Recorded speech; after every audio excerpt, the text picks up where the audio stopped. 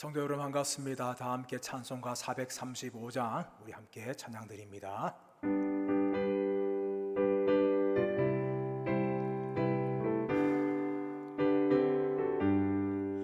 나의 영원하신 기업 생명보다 귀하다.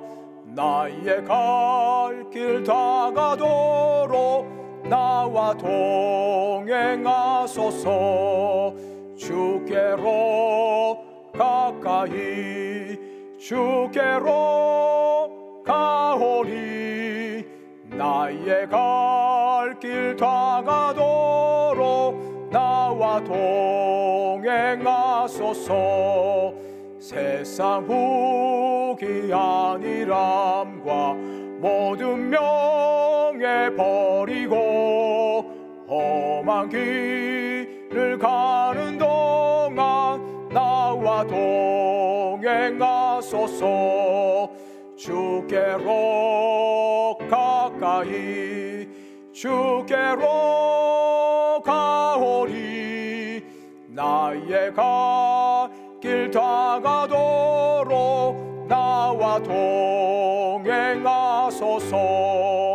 어두운 골짝 지나가며 험한 바다 건너서 천국 문에 이르도록 나와 동행하소서.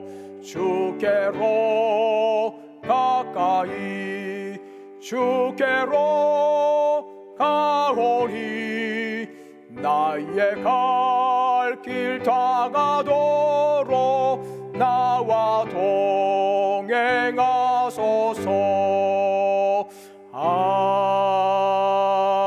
아멘. 하나님 말씀은 구약성경 이사야서 23장 15절에서 18절 말씀입니다. 구약성경 이사야서 23장 15절에서 18절 말씀입니다. 우리 한 목소리로 함께 읽겠습니다. 시작. 그날부터 두로가 한 왕의 연한같이 70년 동안 잊어버린 바 되었다가 70년이 찬 후에 두로는 기생의 노래같이 될 것이라. 잊어버렸던 바 되었던 너 엄녀여, 수금을 가지고 성읍에 두루 다니며 기묘한 곡조로 많은 노래를 불러서 너를 다시 기억하게 하라 하였느니라. 70년이 찬 후에 여호와께서 두로를 돌보시리니 그가 다시 값을 받고 지면에 있는 열방과 음란히 행할 것이며 그 무역한 것과 이익을 거룩히 여호와께 돌리고 간직하거나 쌓아두지 아니하리니 그 무역한 것이 여호와 앞에 사는 자가 배불리 먹을 양식 잘 입을 옷감이 되리라. 아멘. 우리가 함께 나눌 이사야 23장 말씀은 두로와 시돈의 멸망과 회복에 대한 하나님의 말씀입니다. 특별히 오늘 본문의 말씀은 이 두로에 대한 하나님의 심판과 회복의 말씀으로 주어져 있습니다. 이 두로와 시돈은 페니키아 지방의 유명한 도시 국가였습니다. 해상 무역을 장악하여서 수많은 영화를 누렸던 국가가 바로 두로와 시돈이라는 도시 국가였습니다.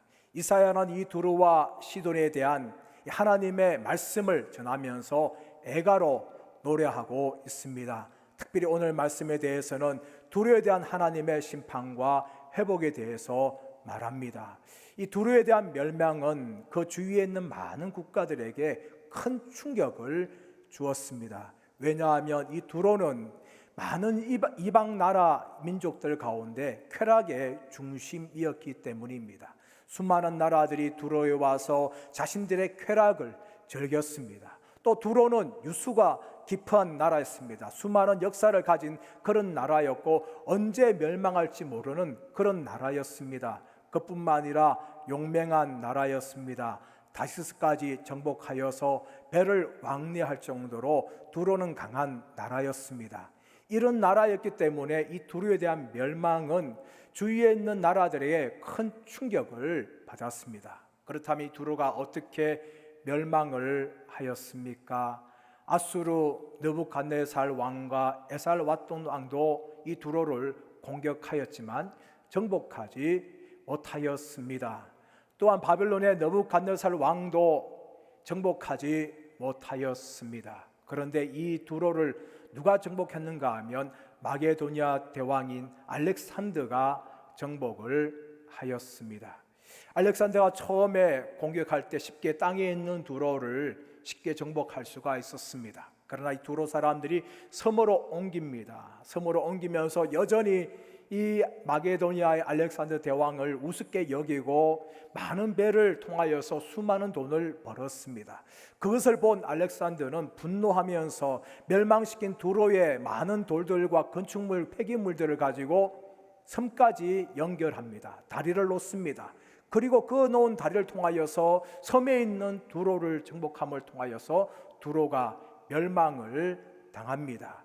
분노한 알렉산더 대왕은 2,000명을 십자가에 못 박고 3만 명을 포로로 노예로 잡아버립니다. 그리고 그 두로는 옛 영광을 잃어버리고 겨우 6,000명만 생존하는 아주 작은 곳이 되고 말았습니다.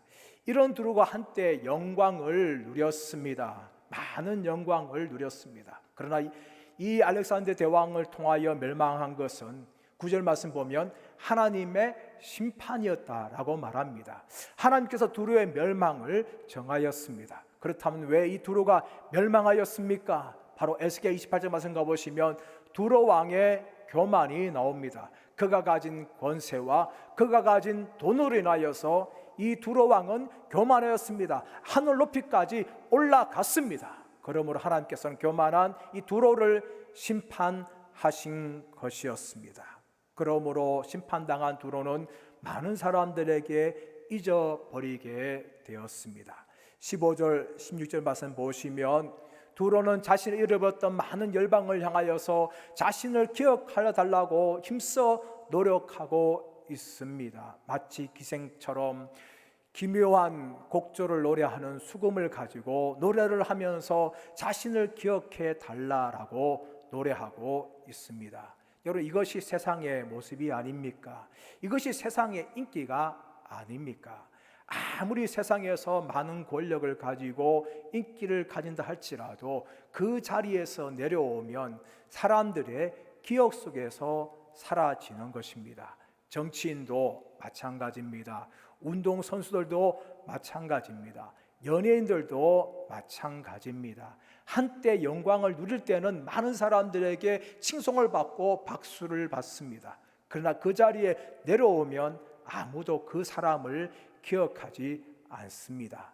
이처럼 두로는 한때 영광을 가졌지만 많은 사람들에게 잊어버린 바 되어서 그는 기묘한 곡조를 노래하는 수금을 가지고 많은 사람들에게 자신을 기억해 달라고 말하고 있습니다.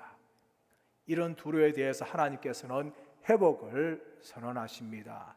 17절의 말씀 가보시면 하나님께서 70년이 지나면 두로를 회복시켜 주시겠다라고 약속해 주십니다. 마치 이스라엘 백성들이 바벨론 포로 70년 지나서 회복된 것처럼 두로도 70년 만에 회복시켜 주시겠다라고 약속합니다. 그러나 중요한 것은 무엇입니까? 회복된 다음에 무엇을 하는가 하는 것입니다. 두로는 70년 만에 회복되어집니다. 그러나 70년 만에 회복된 후에 그가 다시 어떻게 합니까? 이전처럼 열방들과 음란히 지내게 될 것이라 라고 말하는 것입니다. 요한복음 8장 말씀 가보시면 예수님께서 간음 현장에 잡힌 여인에 대해서 말하고 있습니다. 많은 사람들에게 죄 없는 자가 돌로 치라 라고 말할 때에 수많은 사람들이 그 현장을 떠나갑니다. 예수님과 여인과 홀로 남았습니다. 예수님이 그 여인에게 말합니다. 나도 너를 정죄하지 아니하노니 다시 가서 죄를 범하지 말라라고 말하였습니다. 여러분, 이처럼 두로는 하나님의 회복을 경험한 후에 다시금 죄를 범하지 않고 그의 교만과 그의 음란한 모든 것들을 내려놓고 하나님을 섬겨야 했지만, 두로는 어리석게도 여전히 자신의 죄를 반복하고 말았습니다. 오늘 나누고 있는 이사야 23장 말씀은 13장부터 시작했는 모든 열방에 대한 하나님의 말씀에 대한 결론입니다. 지금까지 하나님께서는 수많은 나라에 대해서 심판을 선언하시고 회복을 선언하시면서 마지막으로 이 두로에 대한 심판과 회복을 말씀하고 있습니다. 우리는 이 말씀을 통해서 무엇을 알 수가 있습니까? 첫 번째로는 하나님께서는 온 세상과 열방의 통치자라는 것을 우리는 믿고 붙들어야 될 줄 믿습니다. 아무리 두로가 인기가 있고 세상의 영광을 누린다 할지라도 그 두로의 멸망은 하나님에 의해서 이루어진 것입니다. 하나님은 지금도 온 세상과 만물을 다스리며 나라를 세우기도 하고 나라를 폐하기도 하시는 분이라는 것을 우리는 믿어야 할 줄 믿습니다. 그리고 그 하나님의 손에 우리의 인생이 있음을 여러분 믿으시기를 축복합니다. 또 한 가지는 무엇입니까? 가서 다시 죄를 범치 않는 것입니다. 우리는 날마다 회개합니다. 그러나 날마다 넘어질 때가 많습니다. 물론 우리가 약하기 때문에 넘어질 수 있습니다. 그러나 여러분, 다시 넘어지지 않도록 우리는 힘써 깨어있으며 죄와 싸우는 삶을 살아가야 할 줄 믿습니다. 세 번째는 철저하게 하나님 앞에서 겸손해야 합니다. 두로는 자신이 가지고 있는 부와 권세와 영광으로 인하여서 하늘 끝까지 높아졌고 교만하여졌습니다. 그러므로 하나님의 심판을 받고 멸망을 당하였습니다. 하나님은 교만한 자를 싫어하십니다. 겸손한 자를 높여주십니다. 지금도 철저하게 우리는 하나님 앞에 낮아져서 날마다 하나님을 우러러보며 하나님을 의지하며 하나님 앞에서 겸손하게 살아가시는 저와 여러분 되시기를 예수님의 이름으로 축원합니다. 이제 합심하여서 기도하기를 원합니다. 교회를 위해서 또 대구 땅과 나라 민족을 바라보면서 우리 주님 부르고 합심하여서 기도하겠습니다. 주여, 주여, 주여.